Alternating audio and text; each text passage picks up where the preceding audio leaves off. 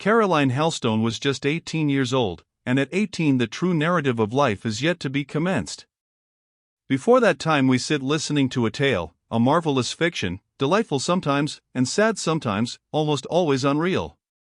Before that time our world is heroic, its inhabitants half divine or semi-demon, its scenes are dream scenes, darker woods and stranger hills, brighter skies, more dangerous waters, sweeter flowers, more tempting fruits, wider plains, drearier deserts, sunnier fields than are found in nature, overspread our enchanted globe.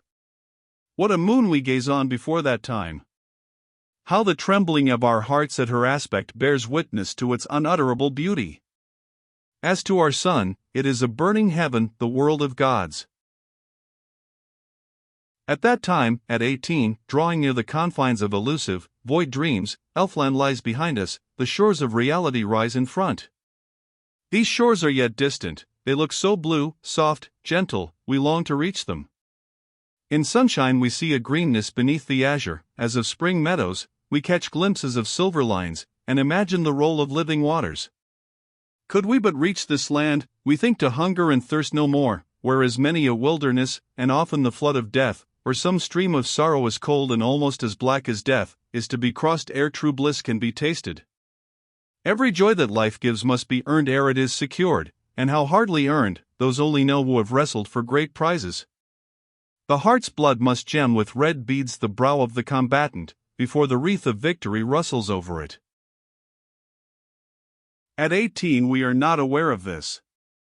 Hope, when she smiles on us, and promises happiness tomorrow, is implicitly believed. Love, when he comes wandering like a lost angel to our door, is at once admitted, welcomed, embraced. His quiver is not seen, if his arrows penetrate, their wound is like a thrill of new life. There are no fears of poison, none of the barb which no leech's hand can extract. That perilous passion and agony ever in some of its phases, with many, an agony throughout, is believed to be an unqualified good. In short, at 18 the school of experience is to be entered, and her humbling, crushing, grinding, but yet purifying and invigorating lessons are yet to be learned. Alas, experience! No other mentor has so wasted and frozen a face as yours, none wears a robe so black, none bears a rod so heavy, none with hands so inexorable draws the novice so sternly to his task, and forces him with authority so resistless to its acquirement. It is by your instructions alone that man or woman can ever find a safe track through life's wilds. Without it, how they stumble, how they stray. On what forbidden grounds do they intrude, down what dread declivities are they hurled? Caroline, having been convoyed home by Robert, had no wish to pass what remained of the evening with her uncle. The room in which she sat was very sacred ground to her. She seldom intruded on it, and tonight she kept aloof till the bell rang for prayers. Part of the evening church service was the form of worship observed in Mr. Helstone's household. He read it in his usual nasal voice, clear, loud, and monotonous. The ride over, his niece, according to her wont, stepped up to him. "Good night, uncle." "Hey! You've been gaddying abroad all day, visiting, dining out, and what not?" "Only at the cottage." "And have you learned your lessons?" "Yes." "And made a shirt?" "Only part of one." "Well, that will do. Stick to the needle, learn shirt making and gown making and pie crust making, and you'll be a clever woman some day. Go to bed now. I'm busy with a pamphlet here." Presently the niece was enclosed in her small bedroom, the door bolted, her white dressing gown assumed, her long hair loosened and falling thick, soft, and wavy to her waist, and as, resting from the task of combing it out, she leaned her check on her hand and fixed her eyes on the carpet, before her rose, and close around her drew, the visions we see at 18 years. Her thoughts were speaking with her, speaking pleasantly, as it seemed, for she smiled as she listened. She looked pretty meditating thus, but a brighter thing than she was in that apartment, the spirit of youthful hope.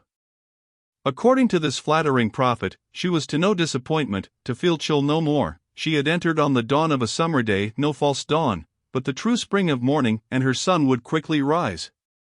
Impossible for her now to suspect that she was the sport of delusion. Her expectations seemed warranted, the foundation on which they rested appeared solid. When people love, the next step is they marry, was her argument. Now, I love Robert, and I feel sure that Robert loves me. I have thought so many a time before, today I felt it. When I looked up at him after repeating Chenier's poem, his eyes, what handsome eyes he has, sent the truth through my heart. Sometimes I am afraid to speak to him, lest I should be too frank, lest I should seem forward, for I have more than once regretted bitterly overflowing, superfluous words, and feared I had said more than he expected me to say, and that he would disapprove what he might deem my indiscretion. Now, tonight I could have ventured to express any thought, he was so indulgent. How kind he was as we walked up the lane! He does not flatter or say foolish things. His love-making, friendship, I mean, of course I don't yet account him my lover, but I hope he will be so some day, is not like what we read of in books. It is far better, original, quiet, manly, sincere. I do like him. I would be an excellent wife to him if he did marry me. I would tell him of his faults, for he has a few faults, but I would study his comfort, and cherish him, and do my best to make him happy. Now, I am sure he will not be cold tomorrow. I feel almost certain that tomorrow evening he will either come here, or ask me to go there. She recommenced combing her hair, long as a mermaid's. Turning her head as she arranged it, she saw her own face and form in the glass. Such reflections are soberizing to plain people. Their own eyes are not enchanted with the image, they are confident then that the eyes of others can see in it no fascination. But the fair must naturally draw other conclusions. The picture is charming, and must charm. Caroline saw a shape, a head, that, daguerreotyped in that attitude and with that expression, would have been lovely. She could not choose but derive from the spectacle confirmation to her hopes. It was then in undiminished gladness she sought her couch.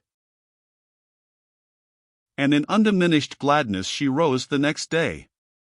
As she entered her uncle's breakfast room, and with soft cheerfulness wished him good morning, even that little man of bronze himself thought, for an instant, his niece was growing a fine girl. Generally she was quiet and timid with him, very docile, but not communicative. This morning, however, she found many things to say. Slight topics alone might be discussed between them, for with a woman, a girl, Mr. Helstone would touch on no other. She had taken an early walk in the garden, and she told him what flowers were beginning to spring there. She inquired when the gardener was to come and trim the borders. She informed him that certain starlings were beginning to build their nests in the church tower. Briarfield Church was close to Briarfield Rectory. She wondered the tolling of the bells in the belfry did not scare them. Mr. Helstone opined that they were like other fools who had just paired, insensible to inconvenience just for the moment. Caroline, made perhaps a little too courageous by her temporary good spirits, here hazarded a remark of a kind she had never before ventured to make on observations dropped by her revered relative. "Uncle," said she, "whenever you speak of marriage you speak of it scornfully. Do you think people shouldn't marry?" "It is decidedly the wisest plan to remain single, especially for women." "Are all marriages unhappy?" "Millions of marriages are unhappy. If everybody confessed the truth, perhaps all are more or less so."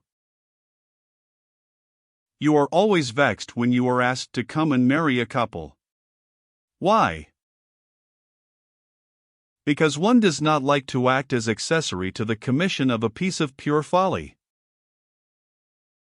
Mr. Helstone spoke so readily, he seemed rather glad of the opportunity to give his niece a piece of his mind on this point. Emboldened by the impunity which had hitherto attended her questions, she went a little further. "But why," said she, "should it be pure folly? If two people like each other, why shouldn't they consent to live together? They tire of each other in a month. A yokefellow is not a companion, he or she is a fellow-sufferer." It was by no means naive simplicity which inspired Caroline's next remark, it was a sense of antipathy to such opinions, and of displeasure at him who held them. One would think you had never been married, uncle. One would think you were an old bachelor. Practically, I am so. But you have been married. Why were you so inconsistent as to marry? Every man is mad once or twice in his life. So you tired of my aunt, and my aunt of you, and you were miserable together?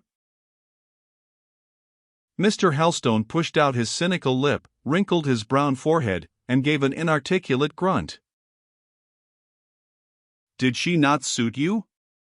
Was she not good-tempered? Did you not get used to her? Were you not sorry when she died? Caroline, said Mr. Helstone, bringing his hand slowly down to within an inch or two of the table, and then smiting it suddenly on the mahogany, understand this, it is vulgar and puerile to confound generals with particulars. In every case there is the rule and there are the exceptions. Your questions are stupid and babyish.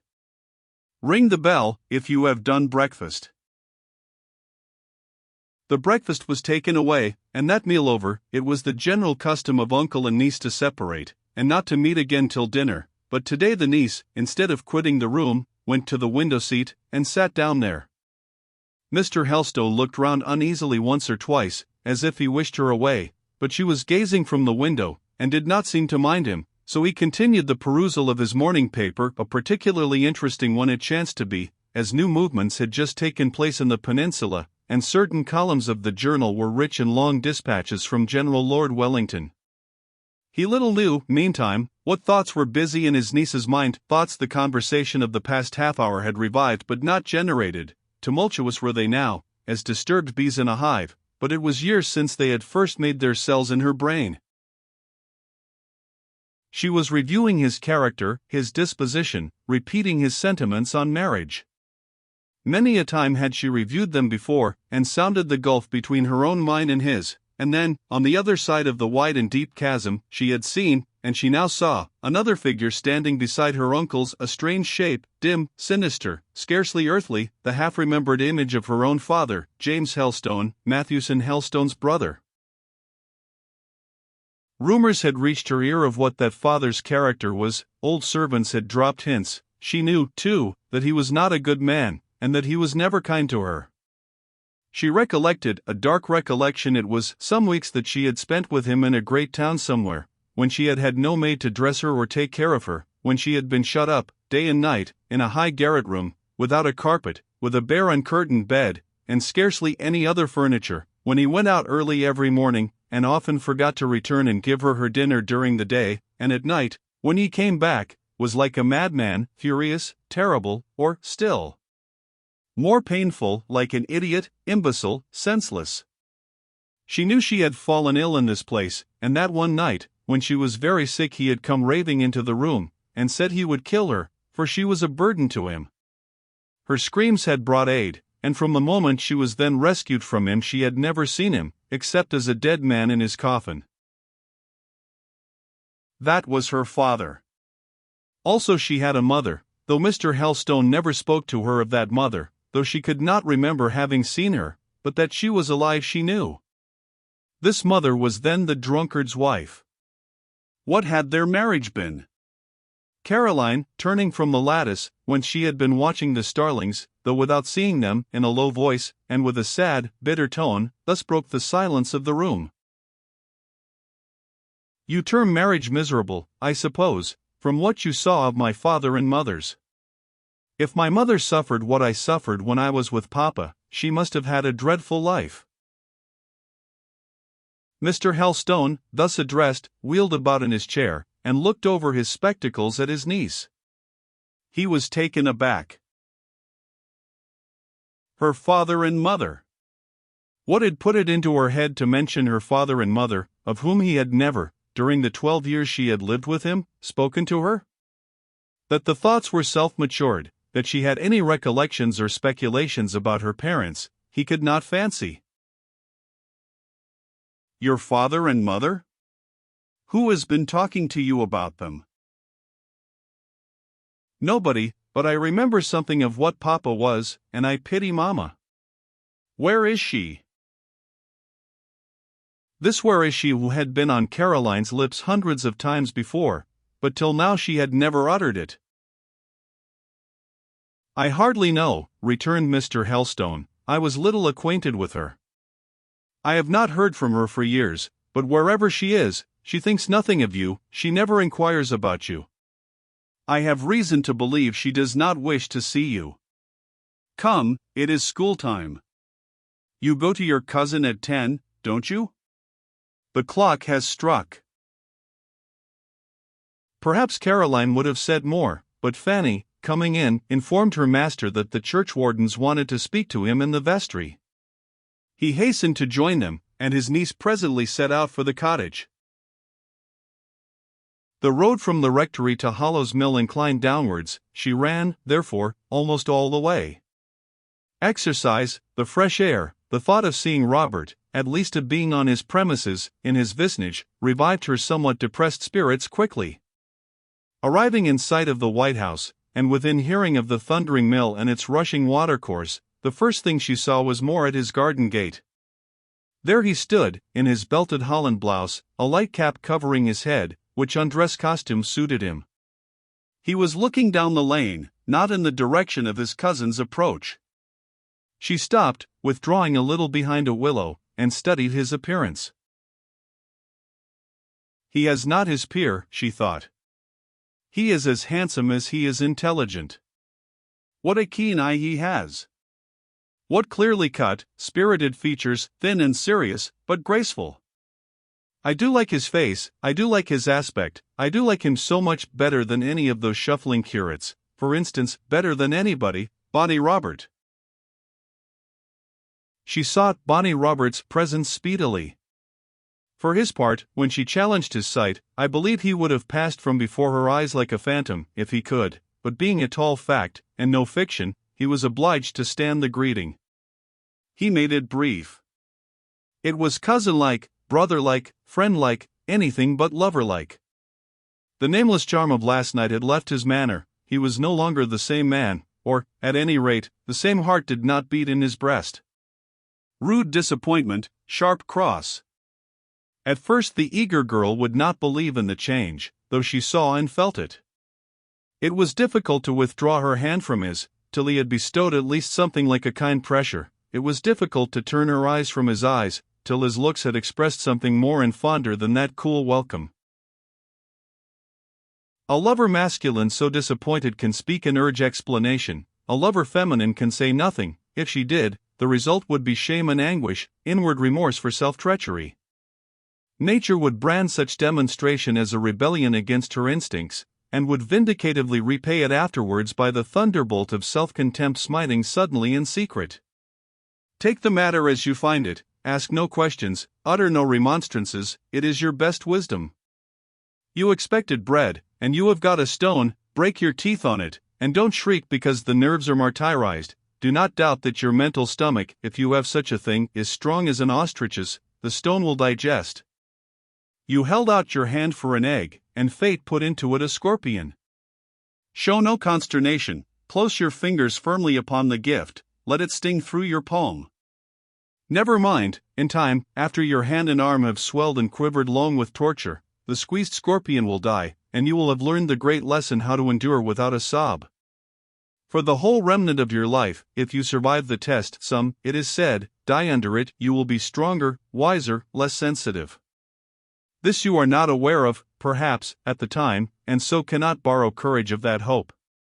Nature, however, as has been intimated, is an excellent friend in such cases, sealing the lips, interdicting utterance, commanding a placid dissimulation, a dissimulation often wearing an easy and gay mien at first, settling down to sorrow and paleness in time, then passing away, and leaving a convenient stoicism, not the less fortifying because it is half bitter.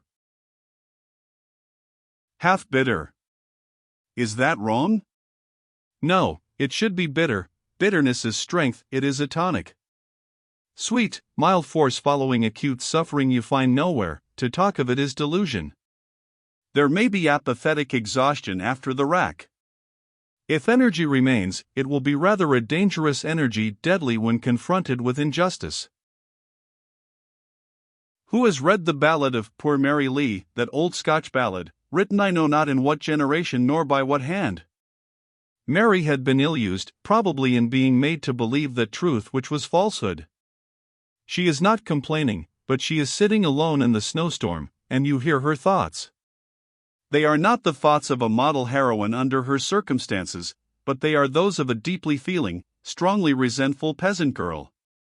Anguish has driven her from the inglenook of home to the white-shrouded and icy hills. Crouched under the cold drift, she recalls every image of horror: the yellow-wined ask, the hairy adder, the old moon-bowing tyke, the gayest Idaean, the sour bullaster, the milk on the tate's back. She hates these, but war she hates robbinerie. Oh, ance I lived happily by yon bonny burn. The world was in love wi' me. But now I maun sit neath the cold drift and mourn, and curse black robbinerie. Then water awa, thou bitter biting blast, and sough through the scrunty tree, and smore me up in the snafu fast, and enner let the sun me see. Oh, never melt awa, thou wreath o' snaw. That's sae kind engraving me, but hide me frae the scorn and guffaw. Oh, villains like robbinerie. But what has been said in the last page or two is not germane to Caroline Helstone's feelings, or to the state of things between her and Robert Moore. Robert had done her no wrong, he had told her no lie, it was she that was to blame, if anyone was. What bitterness her mind distilled should and would be poured on her own head.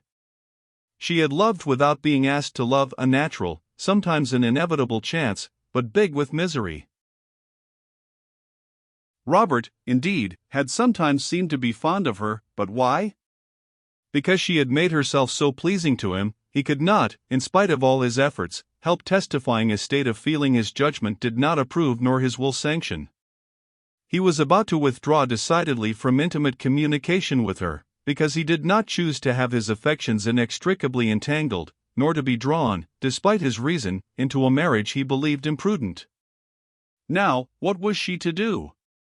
To give way to her feelings, or to vanquish them? To pursue him, or to turn upon herself? If she is weak, she will try the first expedient, will lose his esteem and win his aversion. If she has sense, she will be her own governor, and resolve to subdue and bring under guidance the disturbed realm of her emotions. She will determine to look on life steadily, as it is, to begin to learn its severe truths seriously, and to study its knotty problems closely, conscientiously.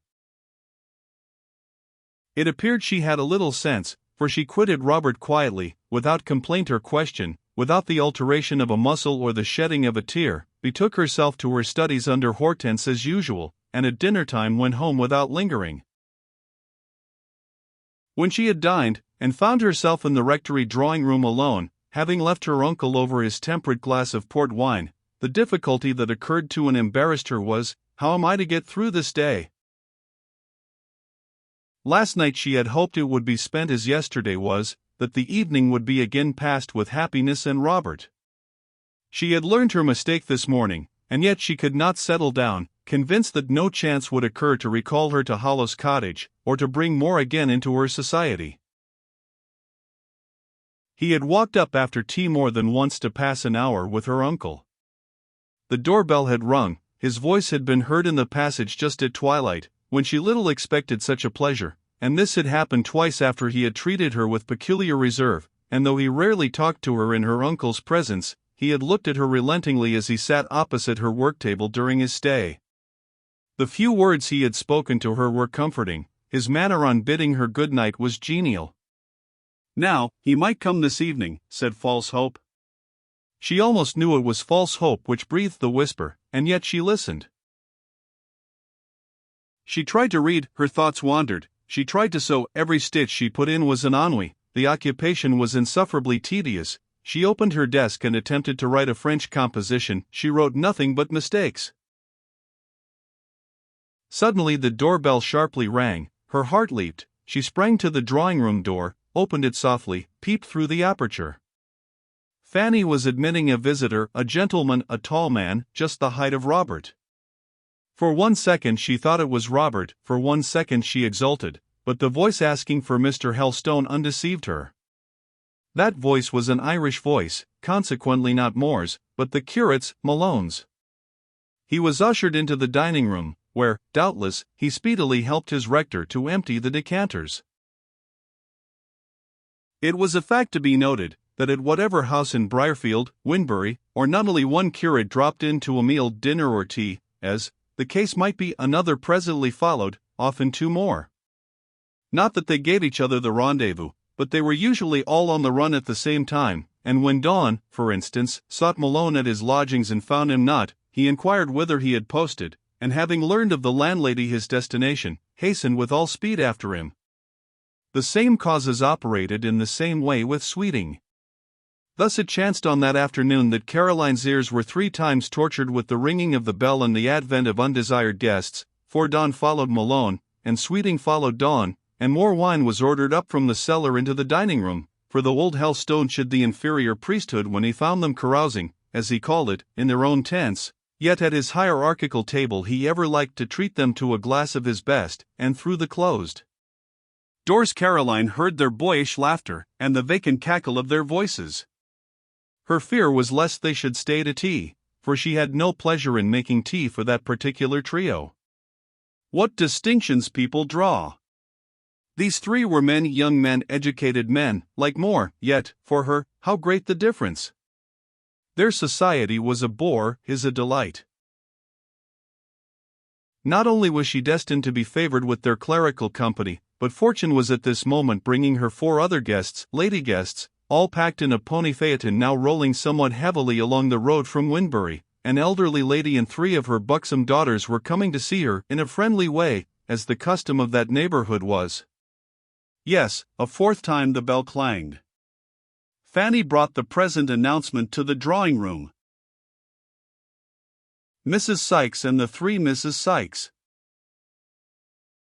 When Caroline was going to receive company, her habit was to wring her hands very nervously, to flush a little, and come forward hurriedly yet hesitatingly, wishing herself meantime at Jericho. She was, at such crises, sadly deficient in finished manner, though she had once been at school a year. Accordingly, on this occasion, her small white hands sadly maltreated each other, while she stood up, waiting the entrance of Mrs. Sykes. In stalked that lady, a tall, bilious gentlewoman, who made an ample and not altogether insincere profession of piety, and was greatly given to hospitality towards the clergy. In sailed her 3 daughters, a showy trio, being all 3 well grown, and more or less handsome. In English country ladies there is this point to be remarked.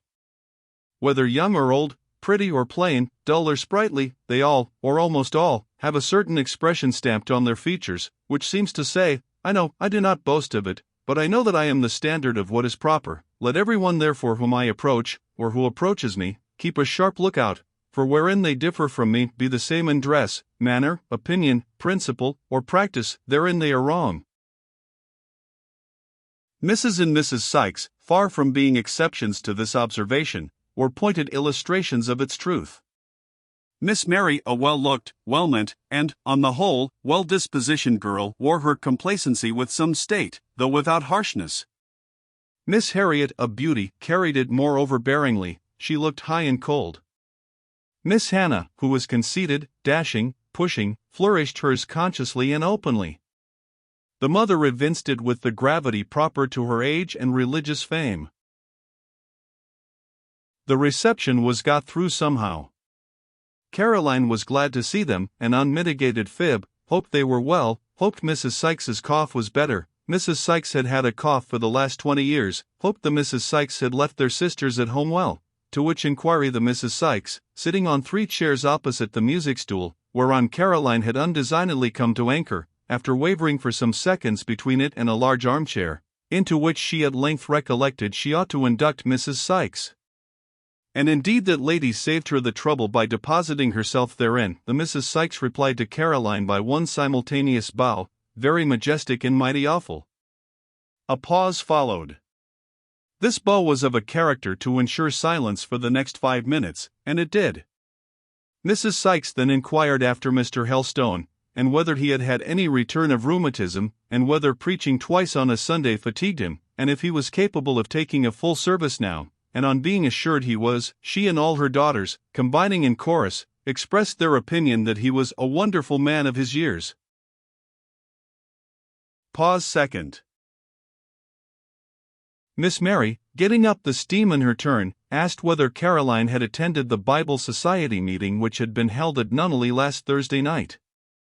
The negative answer which truth compelled Caroline to utter, for last Thursday evening she had been sitting at home, reading a novel which Robert had lent her, elicited a simultaneous expression of surprise from the lips of the 4 ladies. "We were all there," said Miss Mary, "Mamma and all of us.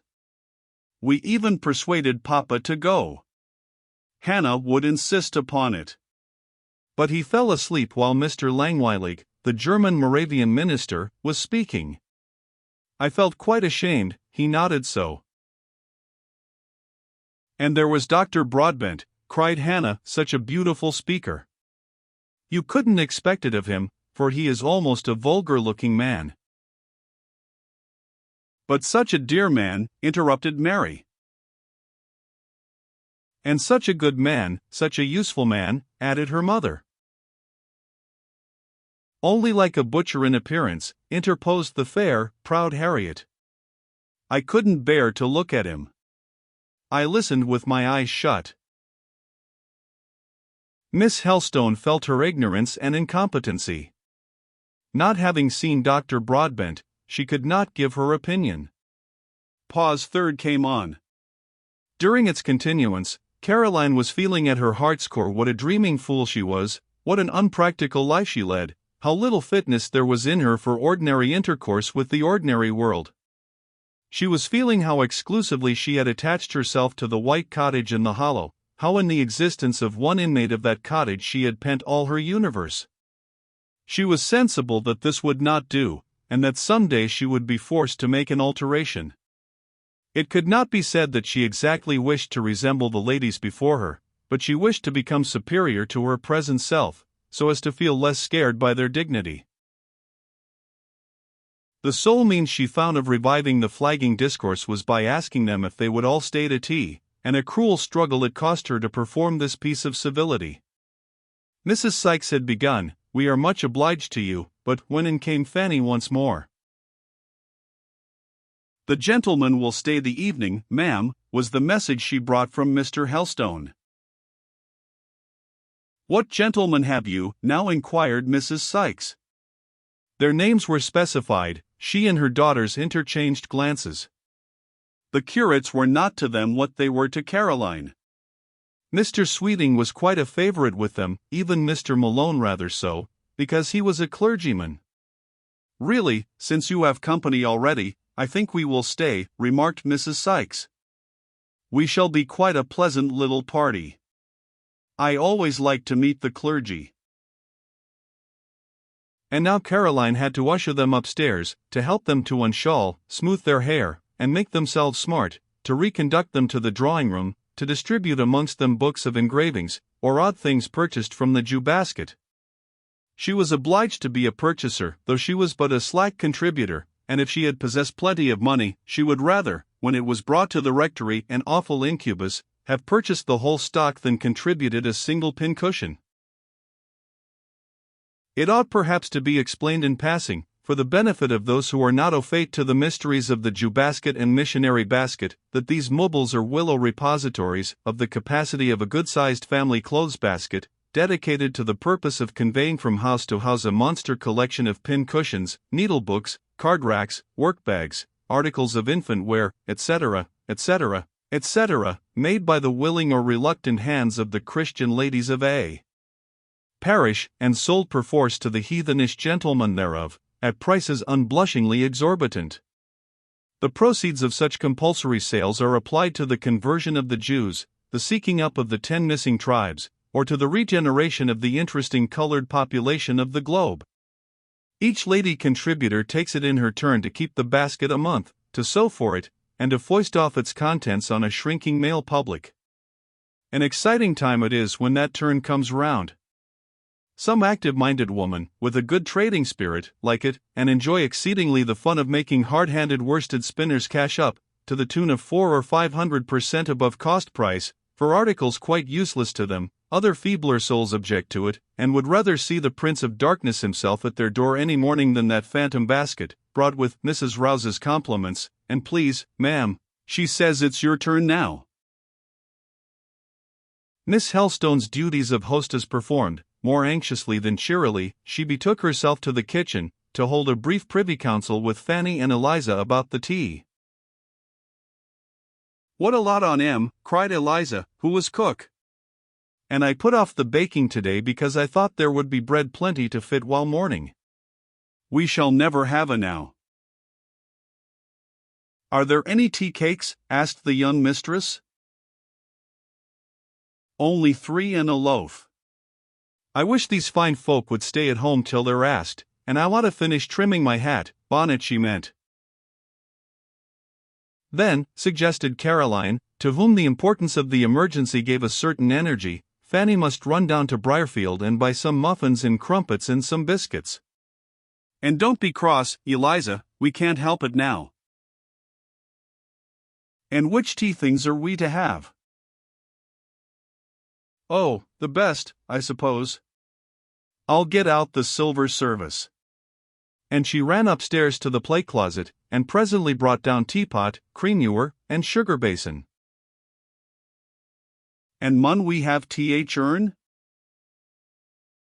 "Yes, and now get it ready as quickly as you can, for the sooner we have tea over the sooner they will go, at least, I hope so.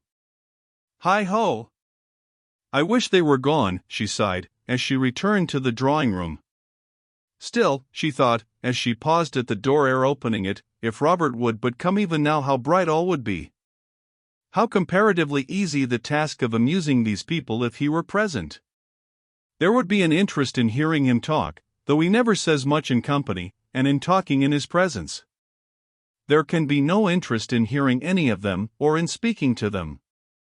How they will gabble when the curates come in, and how weary I shall grow with listening to them. But I suppose I am a selfish fool. These are very respectable gentlefolks. I ought, no doubt, to be proud of their countenance. I don't say they are not as good as I am, far from it, but they are different from me." She went in.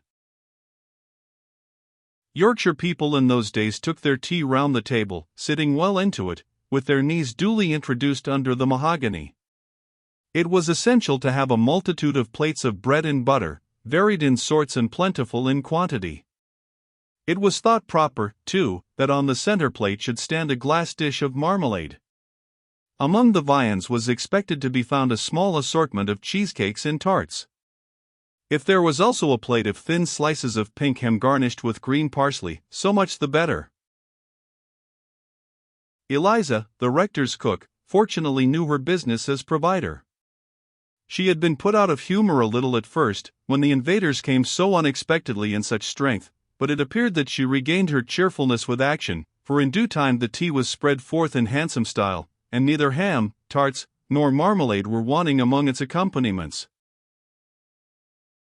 The curates, summoned to this bounteous repast, entered joyous, but at once, on seeing the ladies, of whose presence they had not been forewarned, they came to a stand in the doorway. Malone headed the party. He stopped short and fell back, almost capsizing Dawn, who was behind him. Dawn, staggering 3 paces in retreat, sent little Sweeting into the arms of old Helstone, who brought up the rear. There was some expostulation, some tittering. Malone was desired to mind what he was about, and urged to push forward, which at last he did, though coloring to the top of his peaked forehead a bluish purple. Helstone, advancing, set the shy curates aside, welcomed all his fair guests, shook hands and passed a jest with each, and seated himself snugly between the lovely Harriet and the dashing Hannah. Miss Mary he requested to move to the seat opposite to him, that he might see her if he couldn't be near her. perfectly easy and gallant, in his way, were his manners always to young ladies, and most popular was he amongst them, yet at heart he neither respected nor liked the sex, and such of them as circumstances had brought into intimate relation with him had ever feared rather than loved him. The curates were left to shift for themselves.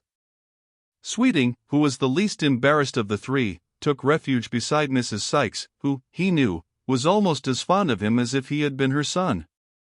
Don, after making his general bow with a grace all his own, and saying in a high, pragmatical voice, "How do you do, Miss Helstone," dropped into a seat at Caroline's elbow, to her unmitigated annoyance, for she had a peculiar antipathy to Don, on account of his stultified and immovable self-conceit and his incurable narrowness of mind.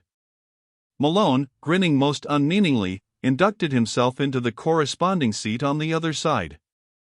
She was thus blessed in a pair of supporters, neither of whom, she knew, would be of any mortal use, whether for keeping up the conversation, handing cups, circulating the muffins, or even lifting the plate from the slop basin. Little Sweeting, small and boyish as he was, would have been worth 20 of them. Malone, though a ceaseless talker when there were only men present, was usually tongue-tied in the presence of ladies. 3 phrases, however, he had ready cut and dried, which he never failed to produce. 1 STLY, "Have you had a walk today, Miss Helstone?" 2 NDLY, "Have you seen your cousin more lately?" 3 RDLY, "Does your class at the Sunday school keep up its number?" These 3 questions being put and responded to, between Caroline and Malone reigned silence. With Don it was otherwise. He was troublesome, exasperating. He had a stock of small talk on hand, at once the most trite and perverse that can well be imagined: abuse of the people of Briarfield, of the natives of Yorkshire generally, complaints of the want of high society, of the backward state of civilization in these districts, murmurings against the disrespectful conduct of the lower orders in the north toward their betters, silly ridicule of the manner of living in these parts, the want of style, the absence of elegance, as if he, Don, had been accustomed to very great doings indeed, an insinuation which his somewhat underbred manner and aspect failed to bear out. These strictures, he seemed to think, must raise him in the estimation of Miss Helstone or of any other lady who heard him, whereas with her, at least, they brought him to a level below contempt, though sometimes, indeed, they incensed her, for, a Yorkshire girl herself, she hated to hear Yorkshire abused by such a pitiful prater, and when wrought up to a certain pitch, she would turn and say something of which neither the matter nor the manner recommended her to Mr. Don's goodwill. She would tell him it was no proof of refinement to be ever scolding others for vulgarity, and no sign of a good pastor to be eternally censuring his flock. She would ask him what he had entered the church for, since he complained there were only cottages to visit, and poor people to preach to, whether he had been ordained to the ministry merely to wear soft clothing and sit in kings' houses. These questions were considered by all the curates as, to the last degree, audacious and impious. Tea was a long time in progress. All the guests gabbled as their hostess had expected they would. Mr. Helstone, being in excellent spirits, when, indeed, was he ever otherwise in society, attractive female society? It being only with the one lady of his own family that he maintained a grim taciturnity, kept up a brilliant flow of easy prattle with his right-hand and left-hand neighbors, and even with his vis-a-vis, Miss Mary, though, as Mary was the most sensible, the least coquettish, of the 3, to her the elderly widower was the least attentive. At heart he could not abide sense in women. He liked to see them as silly, as light-headed, as vain, as open to ridicule as possible, because they were then in reality what he held them to be, and wished them to be inferior, toys to play with, to amuse a vacant hour, and to be thrown away. Hannah was his favorite. Harriet, though beautiful, egotistical, and self-satisfied, was not quite weak enough for him. She had some genuine self-respect amidst much false pride, and if she did not talk like an oracle, neither would she babble like one crazy. She would not permit herself to be treated quite as a doll, a child, a plaything. She expected to be bent to like a queen. Hannah, on the contrary, demanded no respect, only flattery. If her admirers only told her that she was an angel, she would let them treat her like an idiot. So very credulous and frivolous was she, so very silly did she become when besieged with attention, flattered and admired to the proper degree, that there were moments when Helstone actually felt tempted to commit matrimony a second time, and to try the experiment of taking her for his second helpmeet, but fortunately the salutary recollection of the ennuis of his first marriage, the impression still left on him of the weight of the millstone he had once worn round his neck, the fixity of his feelings respecting the insufferable evils of conjugal existence, operated as a check to his tenderness, suppressed the sigh heaving his old iron lungs, and restrained him from whispering to Hannah proposals it would have been high fun and great satisfaction to her to hear. It is probable she would have married him if he had asked her. Her parents would have quite approved the match. To them his 55 years, his Ben-leather heart, could have presented no obstacles, and as he was a rector, held an excellent living, occupied a good house, and was supposed even to have private property, though in that the world was mistaken. Every penny of the £5,000 inherited by him from his father had been devoted to the building and endowing of a new church at his native village in Lancashire, for he could show a lordly munificence when he pleased, and if the end was to his liking, never hesitated about making a grand sacrifice to attain it. Her parents, I say, would have delivered Hannah over to his loving kindness and his tender mercies without one scruple, and the second Mrs. Helstone, inverting the natural order of insect existence, would have fluttered through the honeymoon a bright, admired butterfly, and crawled the rest of her days a sordid, trampled worm. Little Mr. Sweeting, seated between Mrs. Sykes and Miss Mary, both of whom were very kind to him, and having a dish of tarts before him, and marmalade and crumpet upon his plate, looked and felt more content than any monarch. He was fond of all the Mrs. Sykes, they were all fond of him. He thought them magnificent girls, quite proper to mate with one of his inches. If he had a cause of regret at this blissful moment, it was that Miss Dora happened to be absent, Dora being the one whom he secretly hoped one day to call Mrs. David Sweeting, with whom he dreamed of taking stately walks, leading her like an empress through the village of Nunneley, and an empress she would have been, if size could make an empress. She was vast, ponderous.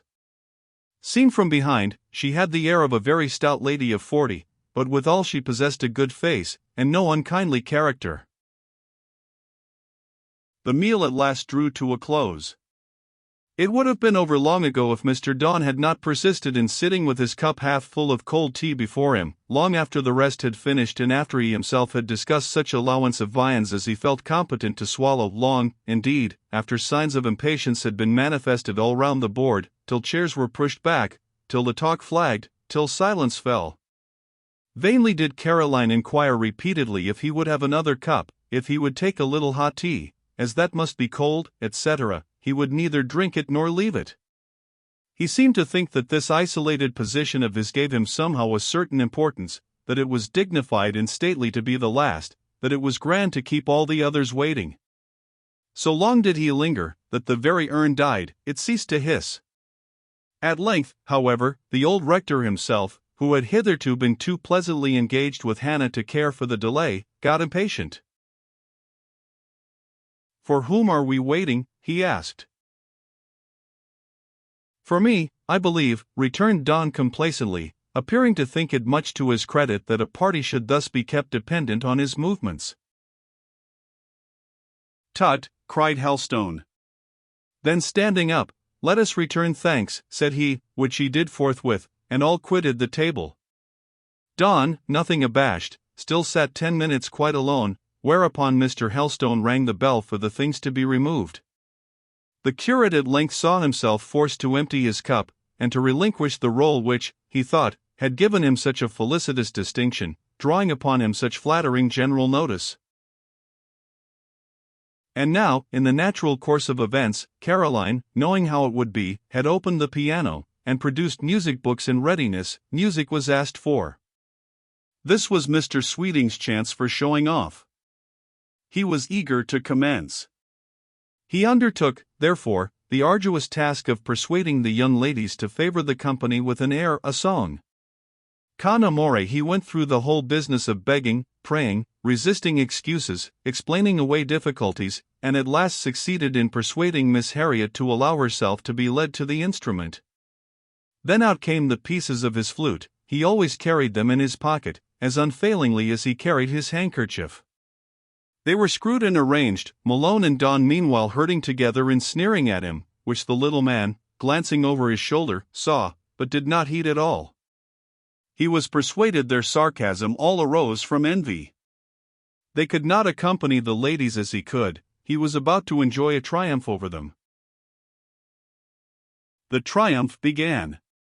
Malone, much chagrined at hearing him pipe up in most superior style, determined to earn distinction too, if possible, and all at once assuming the character of a swain, which character he had endeavored to enact once or twice before, but in which he had not hitherto met with the success he doubtless opined his merits deserved, approached a sofa on which Miss Helstone was seated, and depositing his great Irish frame near her, tried his hand, or rather tongue, at a fine speech or two, accompanied by grins the most extraordinary and incomprehensible. In the course of his efforts to render himself agreeable, he contrived to possess himself of the 2 long sofa cushions and a square one, with which, after rolling them about for some time with strange gestures, he managed to erect a sort of barrier between himself and the object of his attentions.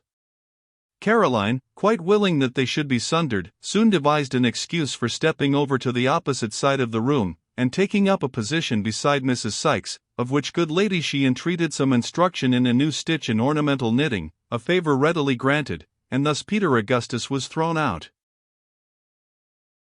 Very sullenly did his countenance lower when he saw himself abandoned, left entirely to his own resources, on a large sofa, with the charge of 3 small cushions on his hands. The fact was, he felt disposed seriously to cultivate acquaintance with Miss Helstone, because he thought, in common with others, that her uncle possessed money, and concluded that, since he had no children, he would probably leave it to his niece. Gerard Moore was better instructed on this point. He had seen the neat church that owed its origin to the rector's zeal and cash, and more than once, in his inmost soul, had cursed an expensive caprice which crossed his wishes. The evening seemed long to one person in that room. Caroline at intervals dropped her knitting on her lap, and gave herself up to a sort of brain lethargy, closing her eyes and depressing her head, caused by what seemed to her the unmeaning hum around her, the inharmonious, tasteless rattle of the piano keys, the squeaking and gasping notes of the flute, the laughter and mirth of her uncle, and Hannah, and Mary, she could not tell whence originating, for she heard nothing comic or gleeful in their discourse, and more than all, by the interminable gossip of Mrs. Sykes murmured close at her ear, gossip which rang the changes on 4 subjects: her own health and that of the various members of her family, the missionary and Jew baskets and their contents, the late meeting at Nunneley, and one which was expected to come off next week at Winbury. Tired at length to exhaustion, she embraced the opportunity of Mr. Sweeting coming up to speak to Mrs. Sykes to slip quietly out of the apartment, and seek a moment's respite in solitude. She repaired to the dining room, where the clear but now low remnant of a fire still burned in the grate.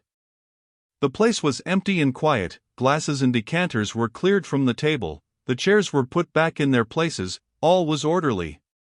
Caroline sank into her uncle's large easy-chair, half shut her eyes, and rested at least her limbs, her senses, her hearing, her vision, weary with listening to nothing, and gazing on vacancy. As to her mind, that flew directly to the hollow.